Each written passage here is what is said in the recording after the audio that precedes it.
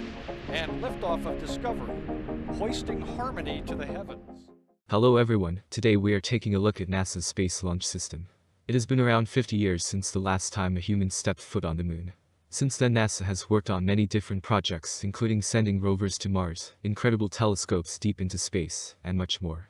However, this is in the process of changing due to the future Artemis missions with SLS or the Space Launch System. Just a few days ago NASA for the first time rolled out a fully stacked and nearly flight-ready Space Launch System. This rocket is one of the most powerful and biggest launch vehicles there is, meant to carry the Orion Capsule to the moon. This marks a big milestone, and works towards the first test flight of SLS not long from now.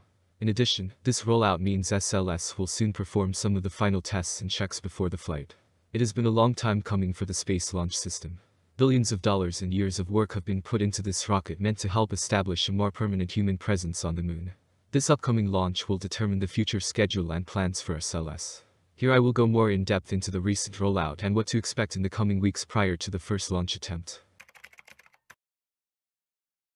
Only a few days ago the Space Launch System was moved out of the vehicle assembly building as a full rocket. On March 18 NASA SLS tweeted saying, "It's a pretty great view from up here."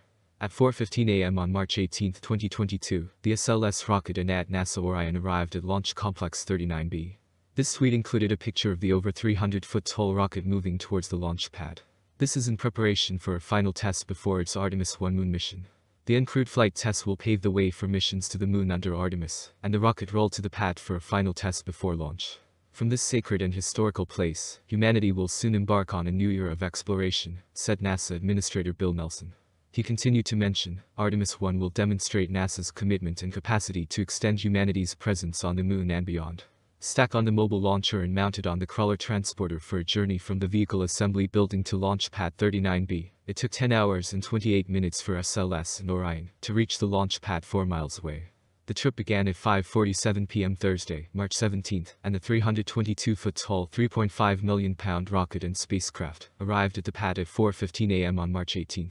Rolling out of the vehicle assembly building is an iconic moment for this rocket and spacecraft, and this is a key milestone for NASA, said Tom Whitmire, Deputy Associate Administrator for Common Exploration Systems Development at NASA headquarters in Washington. Now at the pad for the first time, we will use the integrated systems to practice the launch countdown, and load the rocket with the propellants it needs to send Orion on a lunar journey in preparation for launch. Prior to the test, SLS, Orion, and the associated ground systems will undergo multiple checkouts at the pad. After the rehearsal, NASA will review data from the test before setting a specific target launch date for the upcoming Artemis 1 launch. The integrated rocket and spacecraft will roll back to the vehicle assembly building several days after the test to remove sensors used during the rehearsal, charge system batteries, stow late load cargo, and run final checkouts. Orion and SLS will then roll to the launch pad for a final time about a week before launch. With Artemis, NASA is planning to establish long-term exploration at the moon in preparation for human missions to Mars. SLS and NASA's Orion spacecraft, along with the Human Landing System and the Gateway in orbit around the moon, are NASA's foundation for deep space exploration. These reasons among others highlight how important the current and upcoming SLS operations are. Now that the Space Launch System has been rolled out to the launch pad, there are only a few steps left before a launch attempt. The next and equally important is the wet dress rehearsal.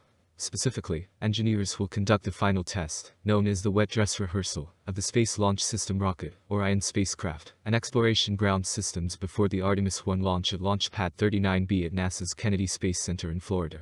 The rehearsal will run the Artemis 1 launch team through operations to load propellant into the rocket's tanks, conduct a full launch countdown, demonstrate the ability to recycle the countdown clock, and also drain the tanks, to give them an opportunity to practice the timelines and procedures they will use for launch. During the approximately 2-day test, teams will start by activating the facilities needed for launch, and formally beginning the countdown sequence. Teams will staff the Launch Control Center at Kennedy and connect with staff in the Mission Control Center at NASA's Johnson Space Center in Houston, the Space Force Eastern Range, and the SLS Engineering Support Center at the agency's Marshall Space Flight Center in Huntsville, Alabama. Launch controllers will power on different rocket and spacecraft systems, along with ground support equipment. To put it in perspective, teams will then load more than 700,000 gallons of cryogenic, or super cold, propellants including liquid hydrogen and liquid oxygen into the rocket at the launch pad on the mobile launcher, according to the detailed timeline they will use on the actual launch day. They will practice every phase of the countdown, including weather briefings, pre-planned holds in the countdown, conditioning and replenishing the propellants as needed, and validation checks. During the wet dress rehearsal, once launch controllers reach the point just before the rocket's RS-25 engines will ignite on launch day, they will recycle back to the T-10-minute point, and then resume the countdown once more after a hold. The team will then deliberately halt the countdown at about 10 seconds before the simulated liftoff to demonstrate stopping a launch and draining the propellants from the rocket. Sometimes called a scrub, launch controllers may decide not to proceed with launch if a technical or weather issue arises during or prior to the countdown, so demonstrating the ability to remove propellants will ensure teams are prepared for various launch day scenarios. All of this is in prep for the long-awaited launch attempt of the next-generation launch vehicle. Conclusion. It has been a very long time since humans stepped foot on the moon. Artemis and specifically the Space Launch System are planning on changing that very soon. Billions of dollars and years of work have gone into the launch vehicle alone. Recently, SLS has been getting very close to its first launch as part of the Artemis 1 mission.